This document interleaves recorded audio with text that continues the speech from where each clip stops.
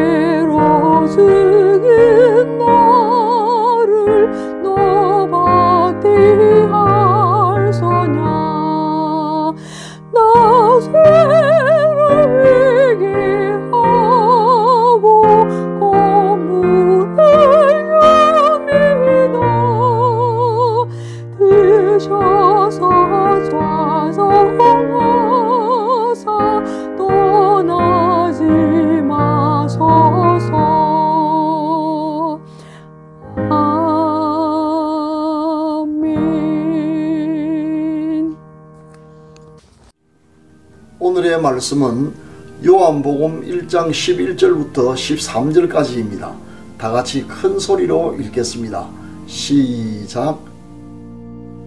자기 땅에 오매 자기 백성이 영접하지 아니하였으나 영접하는 자 곧 그 이름을 믿는 자들에게는 하나님의 자녀가 되는 권세를 주셨으니 이는 혈통으로나 육정으로나 사람의 뜻으로 나지 아니하고 오직 하나님께로부터 난 자들이니라. 아멘. 사랑하는 시청자 여러분, 오늘은 예수님을 영접하는 자가 받는 특권에 대해서 말씀드리겠습니다. 대학 2학년 때의 일입니다. 어느 날 결강에 있어서 그 시간에 성경을 읽기로 했습니다. 성령님께서 말씀을 깨닫게 해주시도록 기도한 후 요한복음 1장부터 읽기 시작했습니다. 늘 읽어서 익히 알고 있던 내용이었는데 그러나 그날은 좀 달랐습니다. 마치 캄캄한 방 안에 갑자기 환하게 불이 켜진 것처럼 제 영혼이 밝아져서 말씀 한 절 한 절이 분명하게 깨달아지기 시작하는 신기한 일이 일어났습니다. 말씀이 살아서 제 마음을 사로잡고 있었습니다. 읽은 내용은 다음과 같습니다. 태초에 말씀이 계셨습니다. 그런데 그 말씀은 하나님과 함께 계셨고 그 말씀이 바로 하나님이셨습니다. 만물이 그로 말미암아 지어졌으며 하나도 그가 없이는 된 것이 없었습니다. 그런데 만물을 지으신 분, 즉 그 만물의 주인 되시는 분이 그가 지은 세상에 오셨으나 놀랍게도 세상은 그를 알아보지 못하였을 뿐만 아니라 그를 영접하지도 않았습니다. 말씀은 바로 삼위일체 중 제2위 하나님이신 예수님을 가리킵니다. 여기까지 읽던 중 제 눈에서 하염없이 눈물이 쏟아졌습니다. 아니 어찌 이럴 수가 있단 말인가. 만물을 지으신 만물의 주인이신 분이 자기 땅에 찾아왔는데 그 땅 백성들이 그를 알아보지도 환영하지도 않고 배척했더란 말인가. 주님을 둘러싼 악하고 무지한 세상과 거절과 배척당하신 비통하신 주님의 마음이 너무나 생생하게 느껴졌습니다. 그리고 갑자기 제가 겪었던 일이 기억났습니다. 군 복무 중 1등병 때 어느 가을날 배배기 대민봉사를 나가게 되었습니다. 마침 같은 부대에 근무했던 김병장의 집이 부대에서 그리 멀지 않는 안성에 있었는데 그 집은 많은 논밭을 가진 큰 분홍이었습니다. 농사라고는 한 번도 지어본 적이 없던 저는 그날 종일 쉴 새 없이 배배기 작업을 하는 바람에 허리가 아파 거의 죽는 줄 알았습니다. 그런 일이 지난 어느 날 김병장이 저를 불러 혹시 예방을 나가게 되면 꼭 자기 집으로 찾아오라며 메모지에 주소를 적어주었습니다. 그러나 저는 그저 해보는 인사치리의 말이겠지 생각했고 예방을 나가서나 그 집에 들르지 않았습니다. 부대로 복귀했을 때 김병장은 다시 저를 불러서 자기가 집에서 얼마나 제가 오기를 기다렸는데 왜 오지 않았느냐고 화를 내며 추궁을 했습니다. 하는 수 없이 다음번 외박 때는 반드시 찾아뵙겠다고 약속을 했습니다. 그리고 얼마 후 다시 외박을 나가게 되었습니다. 보리를 끝내고 안성에 있는 김병장 집으로 갈 때는 이미 늦은 밤이었습니다. 간신히 막차를 타고 주소지를 물어 한참 지나 드디어 김병장의 집에 도착했습니다. 가을 거지를 끝낸 밤하늘엔 둥근 보름달이 휘영청 떠 있었습니다. 저는 무사히 도착했음을 알고서는 비로소 안도의 한숨을 내쉬며 그 집 커다란 대문 앞에 섰습니다. 당연히 약속대로 김병장이 안에서 있을 줄 알고 김병장을 불렀습니다. 그런데 이상하게도 안에서 아무런 기척이 없었습니다. 다시 육중한 대문을 힘을 다해 두드리면서 한참을 불렀더니 누군가 문 앞에 가까이 다가왔습니다.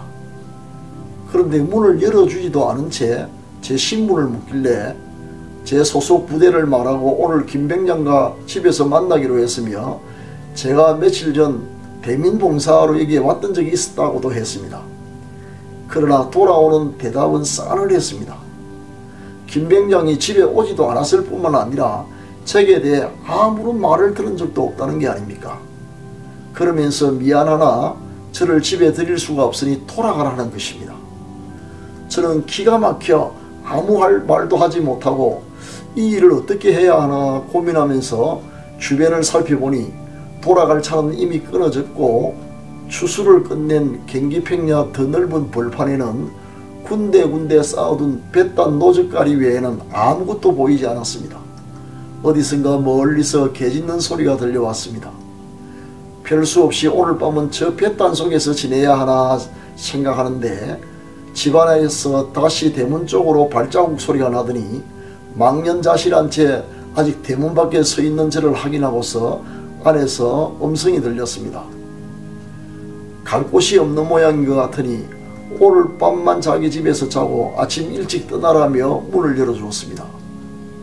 대문 안으로 들었으니 역시 대농이라 집 앞마당 한켠에 많은 소를 키우는 축사가 있었습니다. 그날 밤 저는 축사 안에 있는 작은 방에서 밤새 소의 분변 냄새를 맡으며 소 울음소리를 들으면서 밤을 지냈는데 참으로 만감이 교차하는 밤이었습니다. 그때 저는 제 생애 처음으로 배척당하는, 거절당하는 사람의 심정이 어떤가를 철저히 체감했습니다.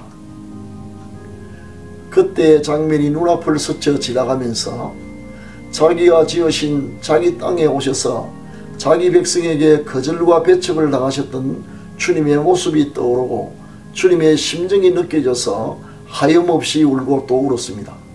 그때와 마찬가지로 지금도 여전히 수많은 사람들이 예수님을 영접하지 않습니다. 요한계시록 3장 20절에 보면 예수님은 이 시간에도 우리 마음 문 밖에 서서 문을 두드리고 계십니다. 눈비가 내리고 비바람이 몰아쳐도 상관치 않고 우리 문 밖에 서서 우리를 위해 십자가에 못 박히신 그 손으로 마음의 문을 두드리고 계십니다. 두드려도 열리지 않는 문 밖에 서서 그러나 포기하지 않은 채 주님은 우리의 마음 문을 두드리고 계십니다.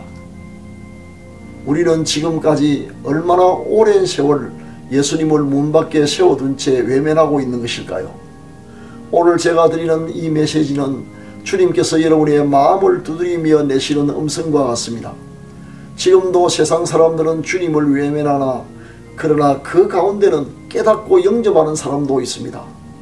하나님은 예수님을 영접하는 자, 곧 그 이름을 믿는 자에게는 하나님의 자녀가 되는 엄청난 특권을 주십니다. 이 특권은 세상의 어떤 것과도 비교할 수 없는 축복입니다. 우리가 마음의 문을 열어 예수님을 영접하면 주님은 즉시 우리 마음속에 찾아와 거처를 같이하며 영원토록 함께 살게 됩니다.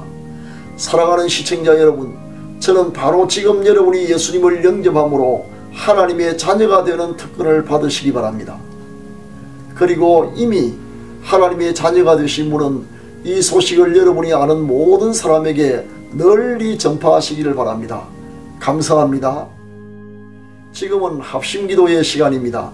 병낫기를 원하시는 분은 지금 환부의 믿음으로 손을 얹으시기 바랍니다. 주님께서 이 시간 여러분의 병을 고쳐주실 것입니다. 기도를 시작하겠습니다.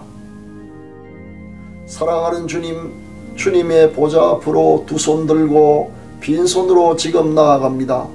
지금까지 베풀어 주신 분에 넘치는 은혜에 감사드립니다. 그 수많은 오랜 세월 동안 사랑의 주님을 영접하지 않고 박대하며 문 밖에 세워두었던 죄를 회개합니다. 지금 주님을 제 마음속에 영접하오니 제 마음속에 들어오셔서 영원토록 함께 계시기를 기도합니다. 그리하여 하나님의 자녀가 되는 특권을 얻게 하옵소서. 환부의 믿음으로 손을 얹어사오니 우리를 불쌍히 여기시고 치료의 손을 내미사 능력 많으신 예수 그리스도의 이름으로 완전히 낫게 하옵소서. 우리 자녀들의 가는 길을 인도하여 주셔서 머리가 될지언정 꼬리가 되지 않게 하시고 항상 위에만 있고 아래에 있지 않게 하옵시며 나가도 들어가도 복을 받게 하옵소서. 어느 곳에서 무슨 일을 하든지 존귀한 하나님의 자녀들이 사람에게 멸시받는 일이 결단코 없게 하시며 항상 하나님과 사람 앞에 존중이 여김을 받는 존재가 되게 하옵소서. 요양병원에 입원 중인 성도들과 노부모님들의 믿음과 건강을 지켜주옵소서. 대통령과 모든 공직자가 하나님을 경외하며 국민을 존중히 여기고 국정을 잘 운영할 수 있도록 지혜와 용기를 주시옵소서. 우리의 노년에 은혜를 내려주셔서 천국 가는 그 날까지 믿음 잃지 않고 건강하며 의식이 뚜렷하여 하나님을 잘 섬기게 하옵소서. 육은 어쩔 수 없이 후퇴하여 가지만 영은 날로 새롭게 하옵소서. 경제적으로도 유조하게 하셔서 노년에 아무에게도 신세지지 않게 하시며 오히려 남을 도우며 살게 하옵소서. 북한 동포들과 오지에서 사익을 다해 선교하시는 선교사님들을 지켜주시고 이러할 양식과 많은 구원의 열매를 허락하여 주옵소서. 특별히 전란에 휩싸인 우크라이나의 평화를 주시며 교회와 성도들의 안전을 지켜주옵소서. 무더운 날씨에 국토방위에 여념이 없는 장병들을 지켜주옵시고 군복음화 운동에 많은 열매가 맺히게 하옵소서.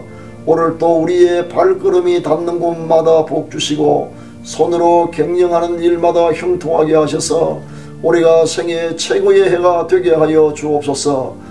우리 구주 예수 그리스도의 이름으로 기도합니다. 아멘. 지금은 개인기도의 시간입니다. 세 가지 기도 제목을 드리겠습니다. 첫째, 항암 치료 중인 배진행 강도사님이 완치되도록 사모님과 자녀를 지켜주시도록 기도해 주시기 바랍니다. 둘째, 요양병원에 입원 중인 가족들의 믿음과 건강을 지켜주시도록. 셋째, 무더위 가운데 군 복무 중인 장병들을 위해 기도해 주시기 바랍니다. 감사합니다.